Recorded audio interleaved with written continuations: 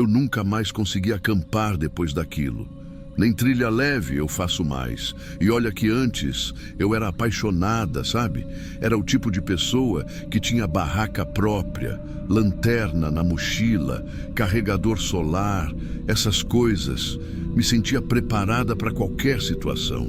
Mas aquela noite me mostrou que nada te prepara de verdade quando o que te ferra não é o ambiente, e sim uma sequência idiota de decisões suas. Essa história aconteceu na Chapada Diamantina. A gente estava em grupo, umas 10 pessoas. Amigos de amigos. Alguns eu mal conhecia. A gente ia passar 3 dias acampando, fazendo umas trilhas, parando em cachoeira, essas paradas de grupo que ama mato. Eu estava animada, estava precisando desconectar um pouco da cidade, do celular, da rotina. A primeira noite foi tranquila. A gente montou as barracas num lugar que um dos caras do grupo já conhecia, perto de uma queda d'água, mas com uma área mais seca e plana, onde dava para colocar tudo sem risco de alagamento. Tinha até uma fogueira improvisada e uns troncos ao redor que provavelmente outros grupos já tinham usado. Nada demais. Eu dividi a barraca com uma amiga, a Ju. A gente jantou, ficou conversando perto da fogueira, todo mundo rindo, compartilhando história, vinho barato na caneca de alumínio, até que já era tarde e fui deitar. E foi aí que começou. Lá pelas 2 da manhã, me deu vontade de fazer xixi. Só que eu sou dessas que não consegue segurar.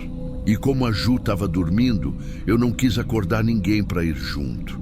Peguei meu celular, liguei a lanterna e fui andando devagarzinho, tentando não pisar em galho para não fazer barulho. A gente tinha combinado que o banheiro improvisado era atrás de uma moita, a uns 30 metros do acampamento, mais ou menos. Só que de noite, 30 metros no mato parecem 300. E eu confesso que fui um pouco mais longe do que devia, porque tinha uns barulhos perto da moita. Bicho, provavelmente. Só que naquela hora no escuro, bicho é bicho, né? Pode ser um tatu ou uma onça, vai saber. Me afastei mais um pouco. Quando achei que estava segura, fiz o que tinha que fazer, me limpei com um lenço umedecido, que eu sempre levo, e virei para voltar. Aí começou o pesadelo. Primeiro que na hora que eu me virei, tudo parecia igual. Matagal, sombra de árvore, chão meio úmido, a lanterna do celular era fraca e eu me liguei que não tinha olhado para trás nem marcado o caminho. Nada. E para piorar, não tinha sinal nenhum, sem GPS, sem mensagem, sem chamada. Só eu, a lanterna e o silêncio. Fiquei parado uns segundos tentando ouvir alguma coisa do grupo. Fogueira, risada, qualquer som que me guiasse. Mas nada, nem cigarra eu ouvia mais. Era um silêncio opressor, desses que mais atrapalham do que ajudam. Comecei a andar, escolhi um lado e fui. E aí começaram os sons. De início, achei que fossem pessoas, passos leves. Sabe quando parece que alguém está andando descalço na terra fofa? Mas depois percebi que tinha algo errado. Os passos vinham e iam. Tipo, circulavam. E aí comecei a ouvir estalos de galho. 1, 2, 3, em lugares diferentes. E minha lanterna começou a falhar. Sabe aquela hora que o medo começa a travar a respiração? Eu sentia minha garganta secar, mas ao mesmo tempo minha boca parecia cheia de saliva. É estranho demais. O corpo não sabe o que fazer, só reage. Continuei andando, agora mais rápido, achando que uma hora ou outra eu ia esbarrar no grupo. Mas quanto mais eu andava, mais o mato parecia me engolir. Comecei a sentir frio, um vento gelado do nada batendo nas minhas costas.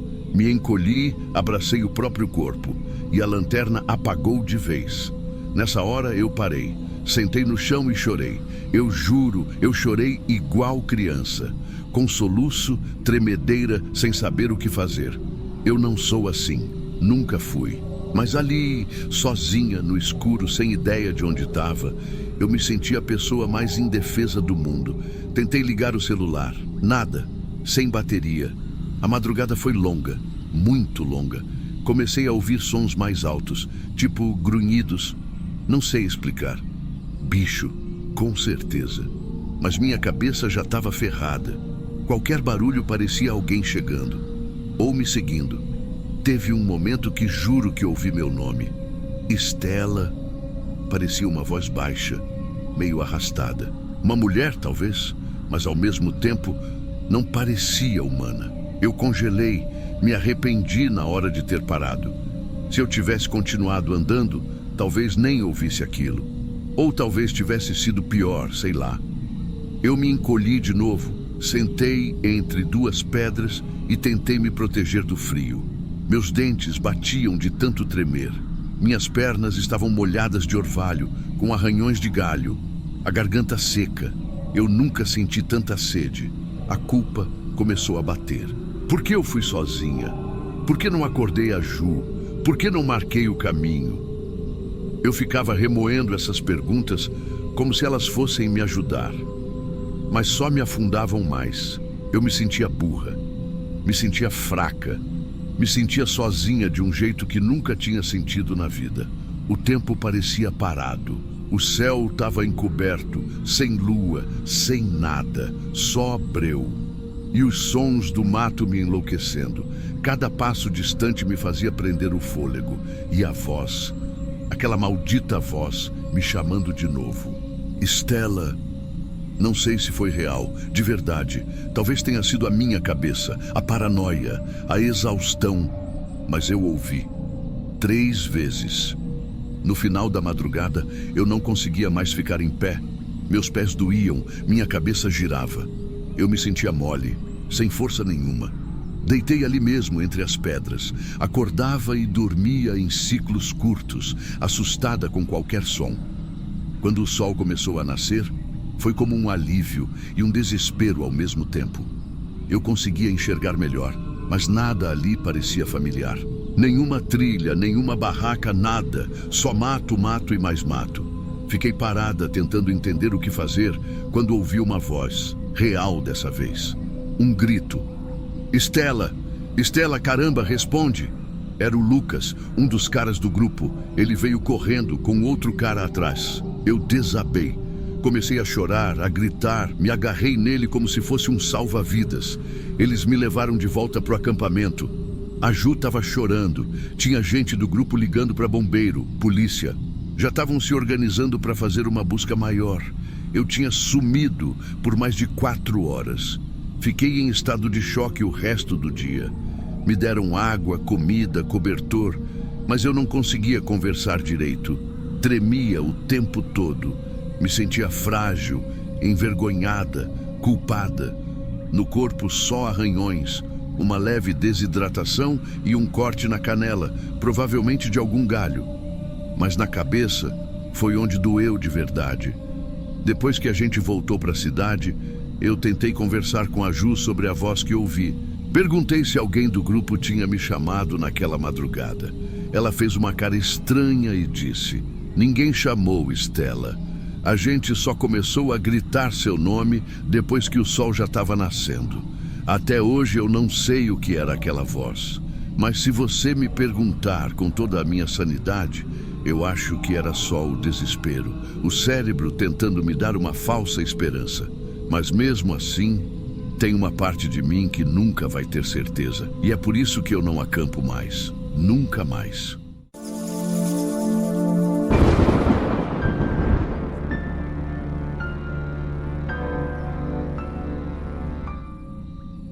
Oi, eu sou a Mirelle. Tenho 17 anos agora, mas o que eu vou contar aconteceu quando eu tinha 15. E assim, eu sei que parece bobeira para quem ouve de fora. Parece só uma história de se perdeu no rolê. Mas eu juro por tudo. Foi a pior noite da minha vida. Teve uma hora que eu achei que nunca mais ia sair de lá. E o pior, que ninguém ia nem sentir minha falta. Tudo começou porque minha mãe queria muito ir num festival que ia rolar num sítio, num lugar afastado aqui no interior de São Paulo. Eu não estava muito empolgada não, mas fui porque meu irmão ia também e a gente sempre se diverte quando tá junto. Era um evento grande, sabe? Aqueles que tem palco, DJ, show, luz para tudo que é lado e um monte de barraquinha de comida. Brinquedo inflável, gente vendendo pulseirinha fluorescente. Era uma mistura de festa junina com rave, juro. A gente chegou cedo, acho que era umas 4 da tarde. E logo de cara, minha mãe já fez aquele discurso de sempre. Fica por perto, não se afasta, qualquer coisa me chama no WhatsApp. Eu fiquei mesmo. Por horas. A gente dançou, tirou foto, comeu pastel com caldo de cana, riu de um cara que caiu do touro mecânico. Tava tudo legal. Só que aí, mais pro fim da noite, eu comecei a sentir dor de barriga. Tipo, real, sabe? Daquelas que não dá pra segurar. Falei pra minha mãe que ia no banheiro químico que tinha ali perto do palco. E fui. Ela só falou, tá, mas vai e volta rápido. Era isso que eu ia fazer, mas... a fila do banheiro estava gigantesca, demorou muito mais do que eu imaginava. Aí quando eu saí, eu já não via mais minha mãe, nem meu irmão. E a multidão parecia que tinha dobrado de tamanho. Respirei fundo, falei, tá, vou ligar para ela. E aí me dei conta que meu celular estava morto. Morto mesmo. Tinha esquecido de carregar antes de sair de casa. Foi aí que tudo começou a desandar. No começo eu tentei andar em círculos perto do palco, achando que ia encontrar eles fácil. Mas a galera empurrava, gritava. Tinha uma roda de dança no meio e do nada começaram a soltar uns fogos lá no fundo, sabe? Barulho, fumaça, confusão. E eu só tentava não chorar andando no meio daquilo tudo. Tentei voltar no banheiro para refazer meu caminho, mas era inútil. Tinha umas 3.000 pessoas naquele lugar. E todas pareciam estar no mesmo canto ao mesmo tempo. Nessa hora eu comecei a entrar em pânico mesmo, porque era muita gente e parecia que ninguém estava vendo que eu estava ali tentando passar. Começaram a me empurrar de verdade. Tinha gente bêbada, tropeçando e eu escorreguei numa garrafa. Cai. E quase fui pisoteada. Alguém puxou meu braço e me ajudou a levantar, mas foi tipo automático, sabe? A pessoa nem olhou na minha cara, só seguiu o fluxo. Eu tava chorando já. Numa dessas tentativas de me afastar do meio do tumulto, eu vi uma grade meio torta num canto e uma plaquinha de proibido entrada. Mas eu fui.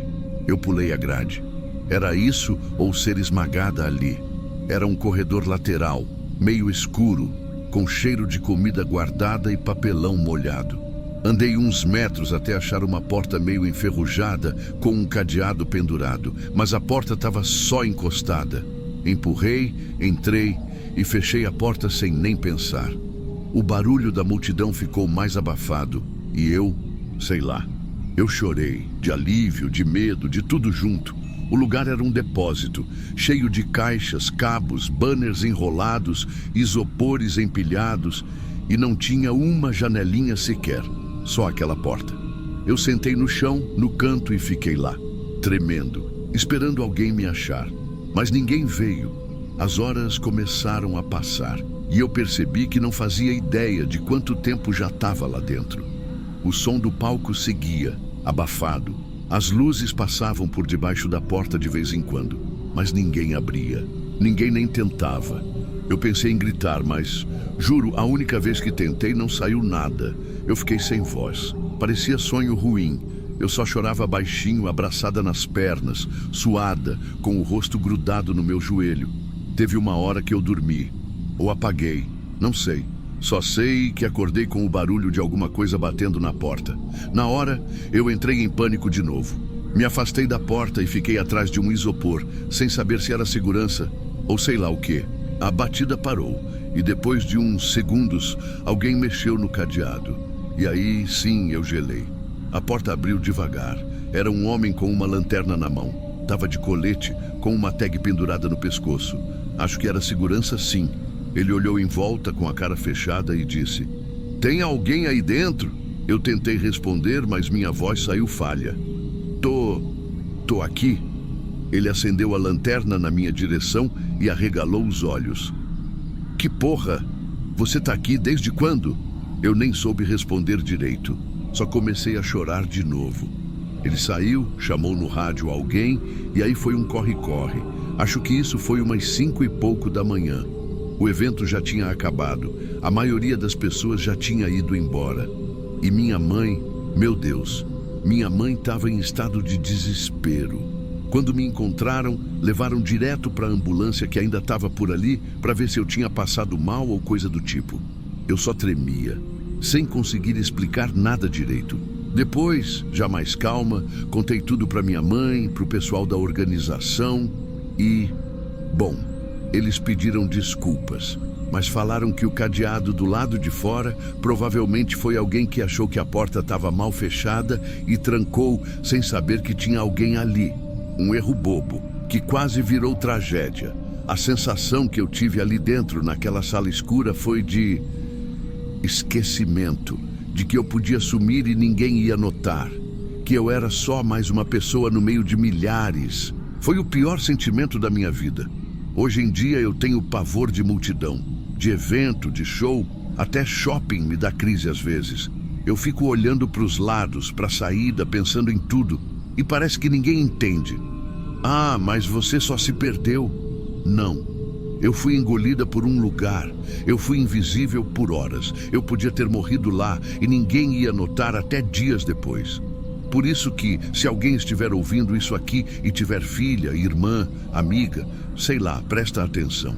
Esses eventos grandes, por mais que pareçam controlados, têm brechas, coisas mínimas que passam. E quem está no meio da multidão, se der azar, vira nada, some. É como se deixasse de existir. Eu voltei para casa com meu rosto estampado em grupo de WhatsApp, com gente perguntando: acharam a menina? Tive que responder 1000 vezes o que aconteceu, mas ninguém entende de verdade. Ninguém estava lá comigo, trancada naquela sala, ouvindo o som abafado do mundo lá fora, sem saber se ia sair viva. É isso. Não sei se esse meu relato vai ajudar alguém, mas eu precisava contar. Então é isso, gente. Se cuidem. Às vezes, 1 segundo de distração num lugar cheio já é o suficiente para tudo sair do controle. E ninguém imagina que pode acontecer com a gente. Até acontecer. Se você já passou por alguma situação parecida, comenta aqui embaixo. E se ainda não passou, comenta assim mesmo. O que você faria no lugar da Mirelle? Se inscreve no canal Diário de Terror, ativa o sininho e compartilha esse relato com alguém que vai em muitos eventos. Pode parecer só mais uma história, mas para quem viveu, foi um verdadeiro pesadelo.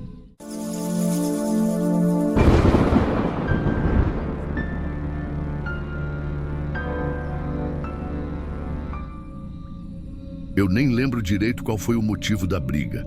Quer dizer, se eu for puxar lá do fundo, acho que começou com uma bobagem. A gente estava voltando de uma festa de aniversário de um amigo dele, uma festa que eu nem queria ir direito. Mas fui, sabe? Porque ele insistiu. Eu já estava cansada, com dor no pé, de tanto ficar em pé naquele salto. E ele ficou a noite toda bebendo com os amigos. Nem parecia que eu estava ali. Quando finalmente resolvemos ir embora, já era mais de meia-noite.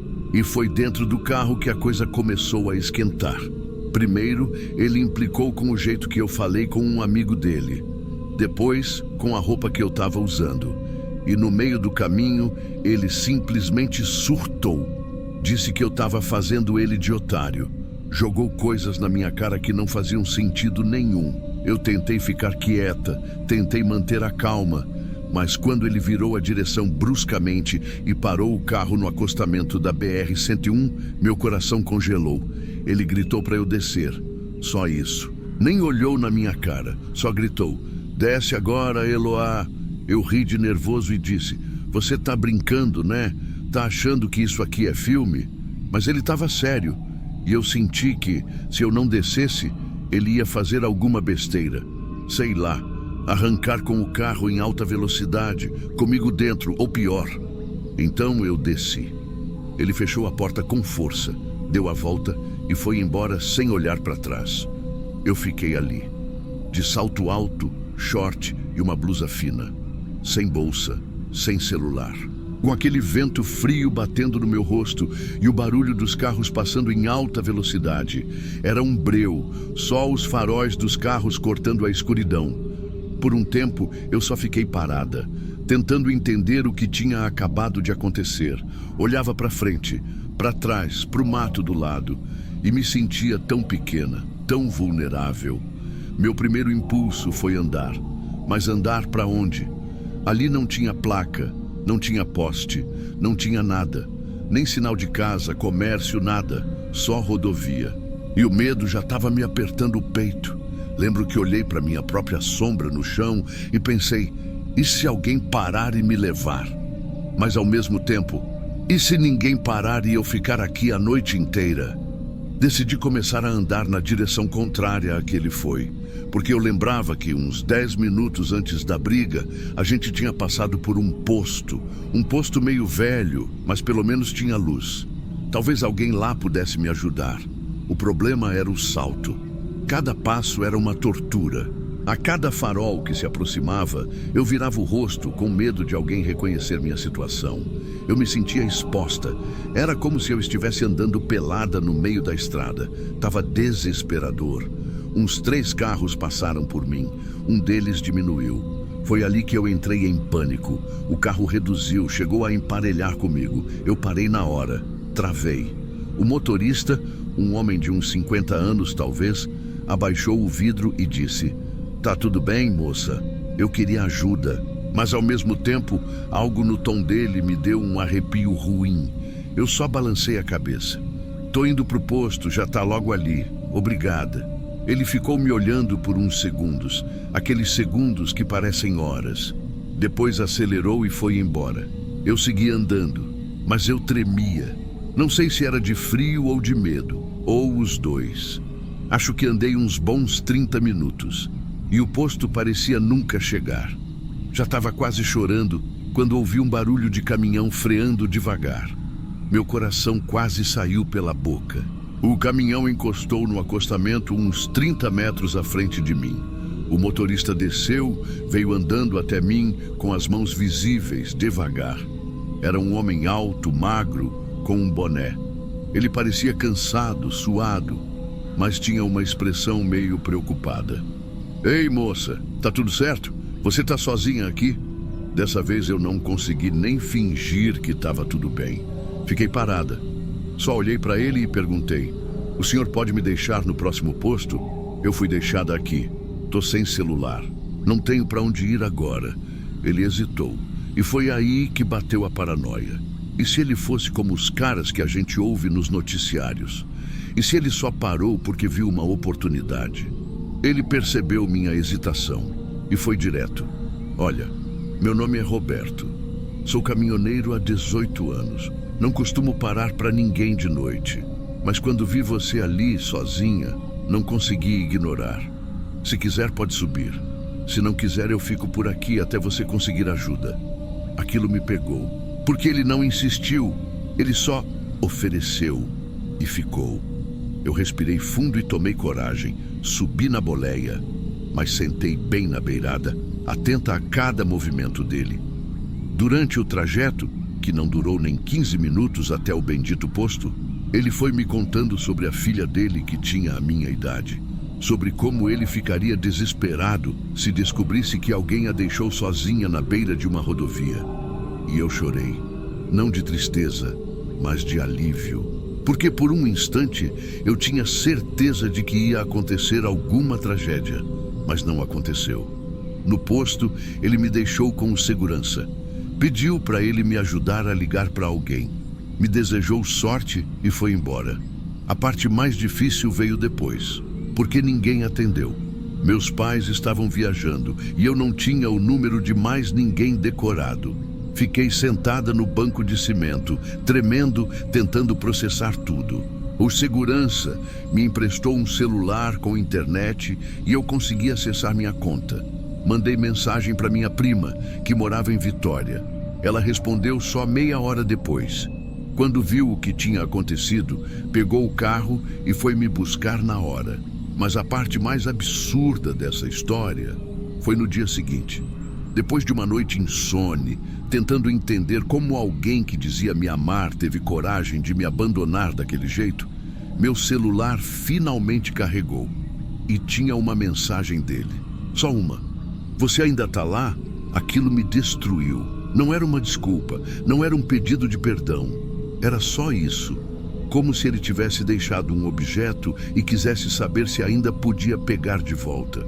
Eu nunca mais falei com ele. Bloqueei em tudo. E nunca contei essa história para muita gente porque parece surreal, mas foi real. Doeu. E mudou muita coisa em mim. Eu aprendi naquela noite que a gente nunca conhece de verdade a pessoa com quem divide o carro ou a vida. E que às vezes o maior perigo não está na estrada escura, mas no banco do motorista.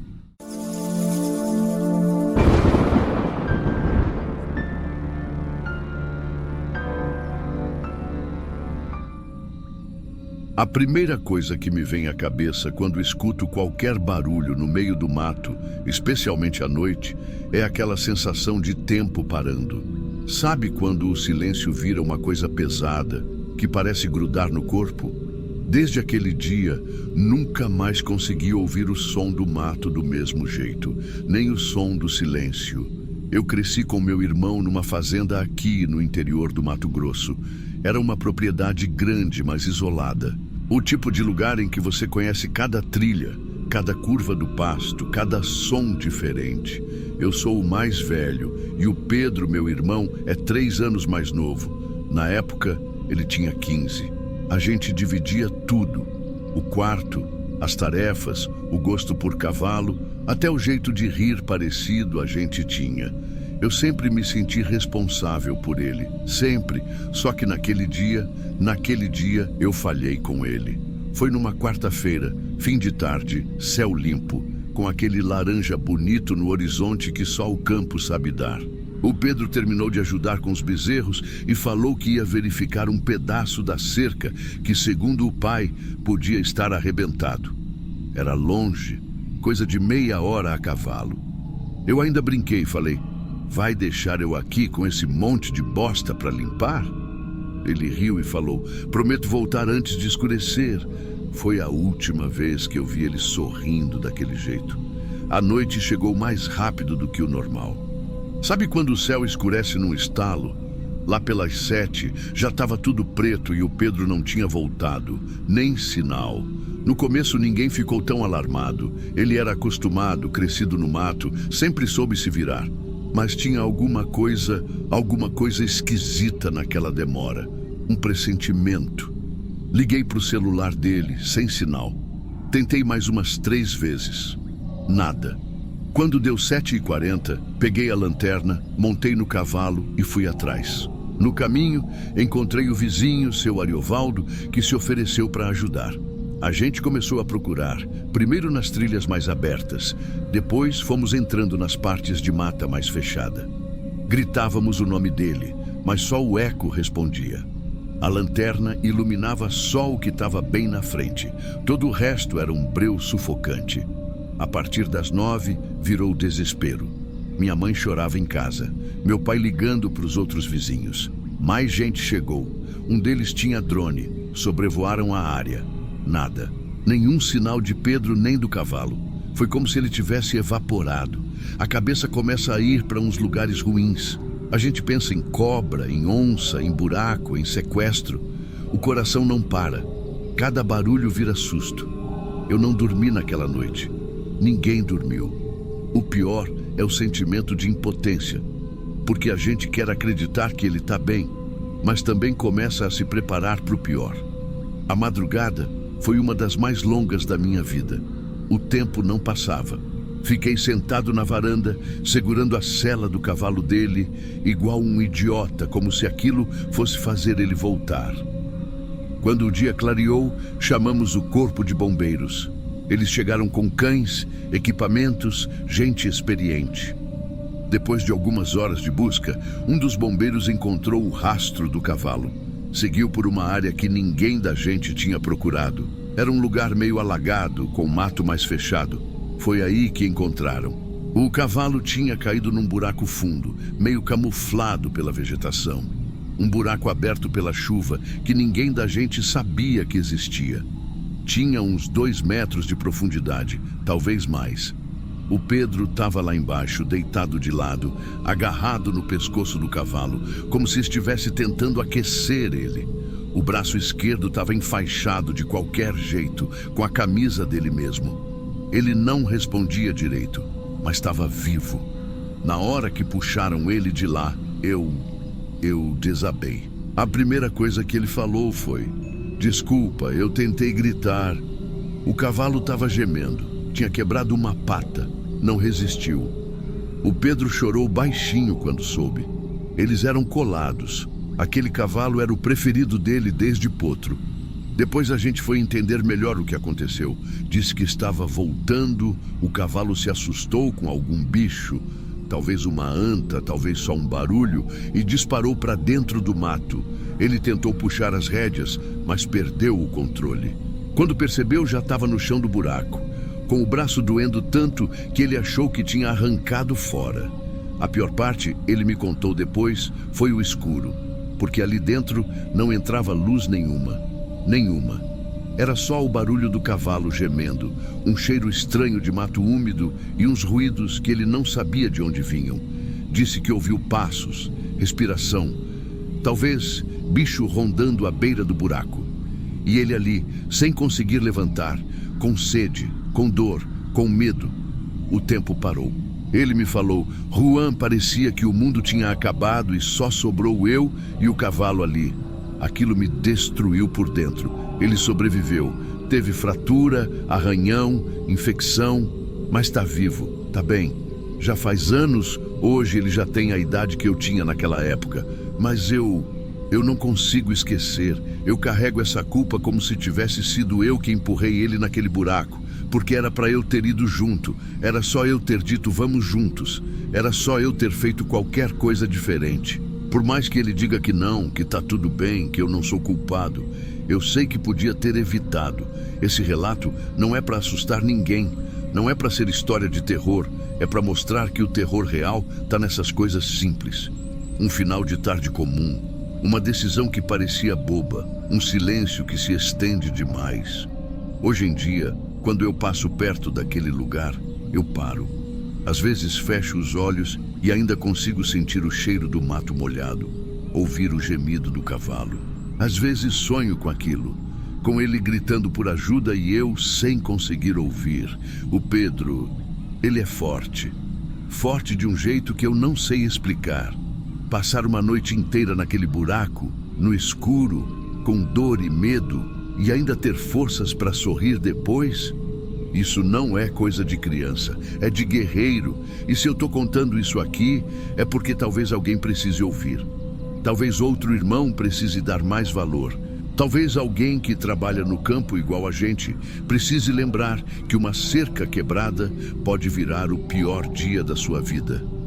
Eu aprendi da pior forma, mas meu irmão sobreviveu.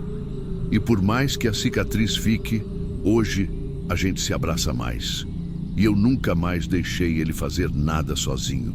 Nunca mais.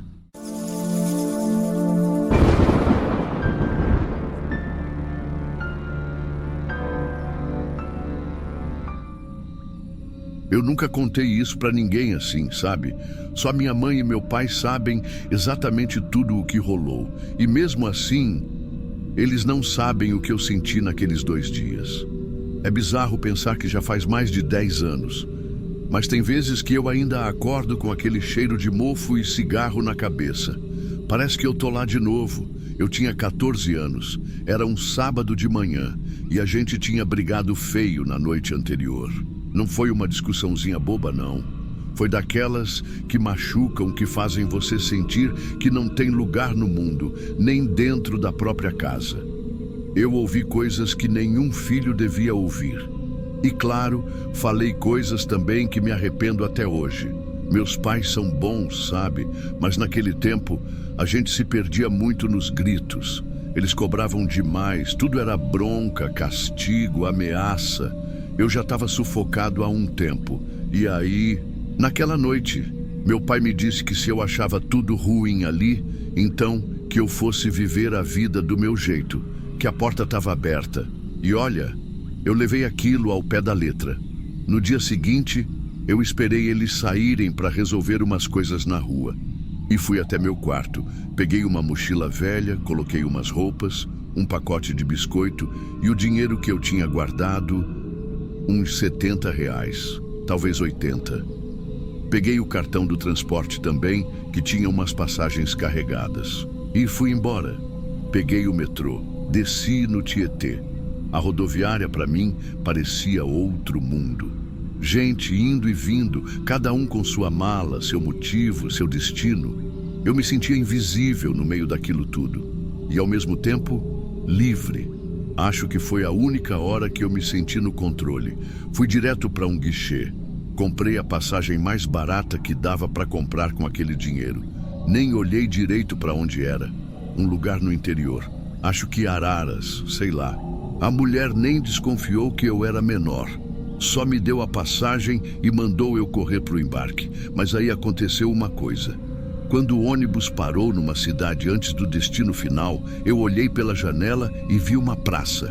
Um grupo de jovens ali, meio largados, fumando, com mochilas rasgadas. Um deles olhou para mim e sorriu. Eu não sei explicar. Foi impulso. Levantei e desci, sem pensar. Eu achei que talvez fosse mais fácil me esconder com gente como eu. Gente que não ia fazer perguntas, sabe? A partir daí, começou o que eu realmente chamo de terror. Essas pessoas, elas não eram só jovens largados. Eram adultos quebrados, viciados. Alguns estavam ali fazia dias, outros anos. Eu fui parar numa espécie de base improvisada num vão de escada, perto da rodoviária daquela cidade. Era úmido, escuro, tinha lixo por todo canto. O cheiro de urina, de vômito, era sufocante. Mas sabe o que mais me assustava?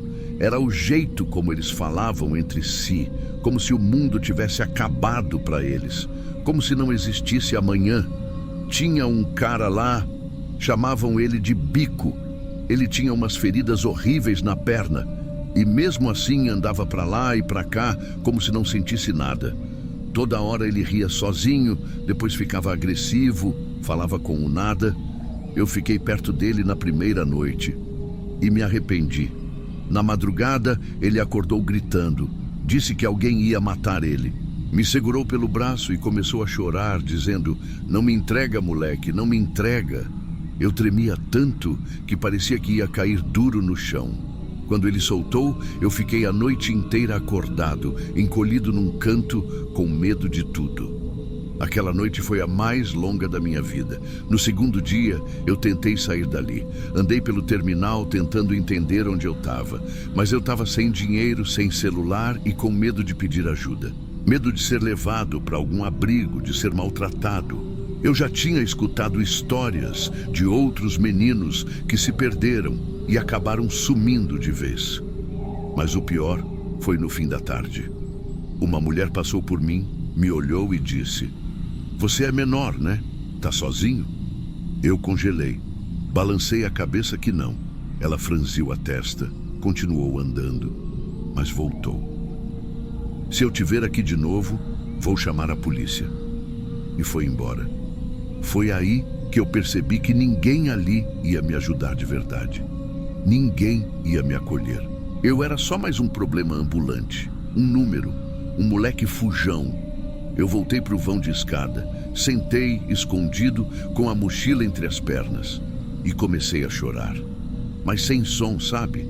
Aquele choro que vem da alma, mas não sai pela boca, só escorre pelos olhos e treme o corpo todo. Foi nesse momento que uma mulher se aproximou. Ela devia ter uns 30 e poucos anos, cabelos castanhos presos num coque.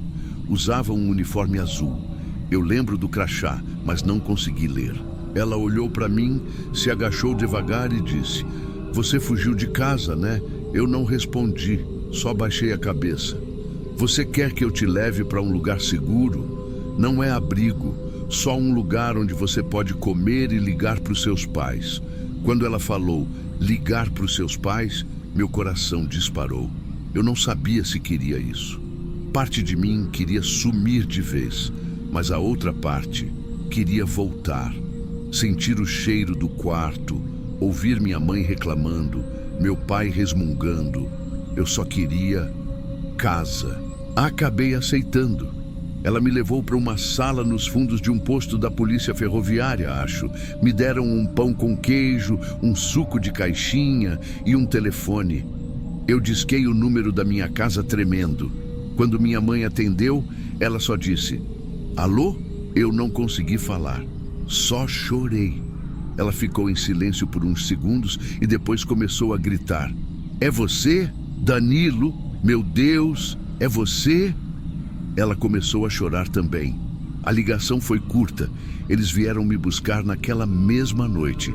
Quando chegaram, eu nunca vou esquecer a cara dos dois. Meu pai com os olhos inchados, barba mal feita, e minha mãe com o rosto afundado de tanto chorar. Meu pai me abraçou como se tivesse me encontrado depois de um terremoto. E ali eu percebi o estrago que eu tinha causado, mas também percebi o estrago que já existia antes daquilo tudo. A gente se perdeu porque ninguém sabia conversar. Eles me viam como um menino rebelde. Eu via eles como inimigos. E no fundo, a gente só estava machucado. Depois daquele dia, tudo mudou lá em casa. Devagar, mas mudou. Meus pais começaram a ouvir mais. Eu comecei a falar mais. Não foi fácil. Teve terapia, teve conversa difícil. Mas a gente reconstruiu. Tijolinho por tijolinho. Hoje eu tenho 27 anos. E tem dias em que eu passo perto do Tietê. Quando isso acontece, eu diminuo o passo.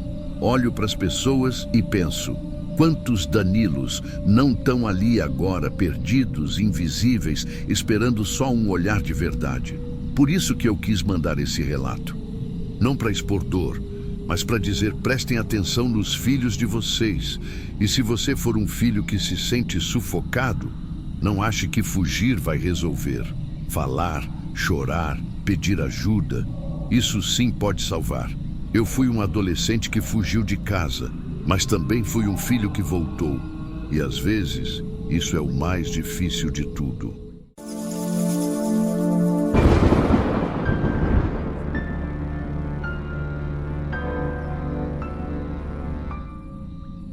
Sabe quando a gente acorda cedo e sente que o dia vai ser bom? A brisa vem do jeito certo, o céu tá limpo, a maré mansa. Foi assim naquela manhã. Eu levantei umas 4h30, botei água no fogo, comi um naco de farinha com café preto e parti. Não ia longe, era só uma pescaria curta ali pelas ilhas, só para ver se pegava um peixe fresco antes do almoço. Eu não sou mais nenhum menino, mas também não sou de ficar parado. Pesco desde os 12 anos. Aprendi com meu pai, que também aprendeu com o pai dele. O mar sempre foi parte da minha vida e com o tempo a gente cria uma confiança, perigosa até. Levei só o essencial: motorzinho de popa, rede, uma garrafa de água, lanche de pão com ovo, rádio de mão e o chapéu de palha velho que já salvou minha cabeça de muito sol. O céu começou a mudar antes das 8, bem devagar, sem alarde. Primeiro veio um vento mais frio, depois as nuvens se esticaram por cima de mim como um cobertor escuro. Eu pensei em voltar, mas achei que dava tempo. A gente sempre acha que dá tempo, até não dar mais. O mar engrossou rápido. O motor falhou justo quando eu comecei a recolher a rede. Dei umas puxadas no cordão, tentei acionar de novo e nada. O rádio, silêncio, nem um chiado. Parecia desligado, morto. Aquilo me deu um calafrio na espinha. Tentei acenar para uma embarcação distante, mas já era tarde. A chuva caiu como pedra. E eu ali num bote pequeno, rodando no meio do nada. Não sei quanto tempo eu fiquei só girando no mar, tentando remar com um remo só, tentando manter o bote alinhado com as ondas. O céu ficou cinza escuro, depois preto, só dava para ver água e céu, e os dois pareciam querer me engolir. A primeira noite foi a pior. O frio corta de madrugada, mesmo quando de dia é um forno. Eu enrolei meu corpo com a lona da rede molhada, tremendo que nem vara verde. A água da chuva foi a única que bebi. Quando o sol voltou no dia seguinte, parecia que tinha passado um rolo compressor em mim. Pele queimando, língua grossa, cabeça latejando. E sede, meu Deus, a sede era uma coisa que eu nunca tinha sentido daquele jeito. Não tinha sinal de terra, nem barco, nem nada. Só mar. Um mar sem fim. Eu ficava olhando para o horizonte e rezando para ver uma vela, uma mancha de cor. Qualquer coisa que não fosse azul. No segundo dia, o calor foi de enlouquecer. A lona da rede esquentava tanto que dava para sentir a pele assando. Minha água tinha acabado. E o pão molhou tudo com a chuva. Ficou azedo, embolorado. Ainda assim, eu mastiguei um pedaço como se fosse a última refeição da vida. Eu comecei a falar sozinho, a lembrar da minha esposa, dos meus filhos, de um cachorro que eu tive quando era pequeno. Eu via o rosto do meu pai, da minha mãe, e teve uma hora que eu comecei a ver coisa mesmo. Vi uma garotinha sentada na ponta do bote, com os pés na água. Ela me olhava com pena, mas quando piscava, ela sumia. A mente da gente vai derretendo. Eu lembro de ter começado a rir do nada. Rir alto, como se estivesse numa roda de amigos. Depois chorei. Chorei igual criança, de soluçar. Não pela situação, mas por sentir que eu ia morrer ali sem ninguém saber, que ninguém ia me encontrar. O segundo pôr do sol foi um dos mais bonitos que já vi, e o mais cruel. Parecia que o céu fazia questão de me mostrar beleza antes de me largar de vez. Eu olhei aquilo e pensei, é a última coisa bonita que vou ver. A segunda noite foi quando o medo bateu de verdade. Um medo diferente. Não era mais de morrer. Era de desaparecer. De ninguém nunca encontrar meu corpo. De virar só mais um pescador sumido, que o povo comenta por uns dias e depois esquece. Foi nessa madrugada que eu pensei em me jogar, para acabar com aquilo logo. Eu fiquei em pé no bote, olhei para a água escura e pensei, se eu pular agora, em segundos tudo termina. Mas não pulei. Alguma coisa me prendeu. Não sei se foi medo, covardia ou esperança. Só sei que voltei a me sentar e fiquei ali, como um caco de gente. O terceiro dia amanheceu com um céu limpo, como se nada tivesse acontecido. Eu já estava sem força, sem voz, com a boca rachada. Tinha queimadura no ombro, no nariz, na testa, as mãos em carne viva de tanto agarrar nas bordas do bote durante a tormenta. Eu olhava para o céu e pedia para alguém, para qualquer coisa, acabar logo com aquilo. Mas foi justo nesse dia que eu vi, lá longe, um pontinho branco. Primeiro achei que era outra alucinação, mas o ponto foi crescendo. Era uma lancha. Comecei a gritar. Levantei um pedaço de rede e balancei no ar, como uma bandeira. A lancha passou direto. Por segundos, achei que não tinham me visto, mas aí ela virou, veio na minha direção. Quando me puxaram para bordo, eu só consegui dizer obrigado, chorando, fraco, com gosto de sal e sangue na boca. O rapaz que me puxou disse que eu estava com os olhos fundos, pele roxa, parecia uma múmia viva. Me deram água aos poucos, enrolaram meu corpo numa manta, e enquanto a lancha voltava, eu dormi. Um sono pesado, cheio de pesadelos. Fiquei 2 dias internado. Soro, exames, curativos. Os médicos disseram que se demorasse mais um pouco, eu podia ter morrido de insolação ou desidratação severa. Mas sobrevivi. Só que não saí dali o mesmo. Desde então, nunca mais botei o pé num barco. O mar, que sempre foi meu amigo, virou uma coisa que eu respeito demais. Quase como se tivesse me dado um aviso. Você chegou no limite. Agora é hora de parar. Hoje eu vivo na beira do mar, mas da areia, vendo os outros saírem com os botes, as redes, mas eu não entro mais. Minha esposa diz que eu falo dormindo, que acordo suando e às vezes, confesso, ainda vejo a garotinha sentada na ponta do bote. Só que agora ela sorri, como se dissesse que eu fiz a escolha certa. E eu fico pensando, O que foi que me impediu de pular naquela noite? Porque, sinceramente, nem eu sei.